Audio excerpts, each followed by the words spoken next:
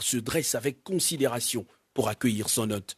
Devant le palais princier Amiri Diwan, le debout congolais et la salam à l'Amiri retentissent en plein Doha.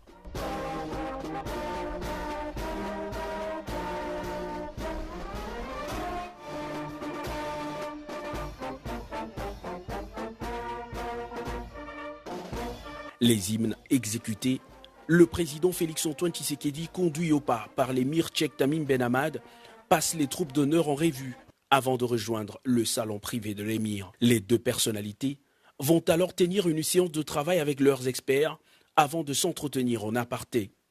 Après le tête-à-tête de près d'une heure, le président de la République démocratique du Congo et l'émir du Qatar vont assister à une série de signatures d'accords historiques pour les deux pays. Il s'agit d'un accord général de coopération économique, commerciale et technique entre la RDC et le Qatar qui vise à garantir la sécurité et la protection des investissements massifs qui vont être effectués. Sur cet accord, les deux pays y adossent une convention pour éviter la double imposition de revenus, prérequis pour un traitement fiscal attractif des investissements.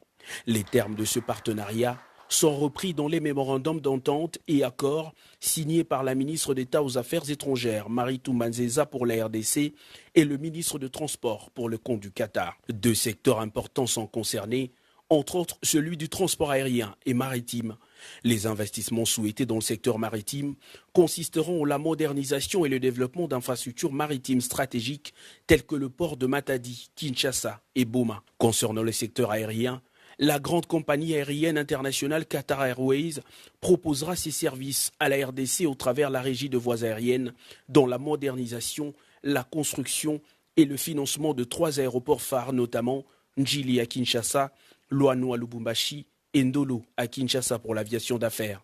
Un bel élan pour l'indépendance économique du pays. Félix-Antoine Tshisekedi Tshilombo poursuit son séjour à Doha.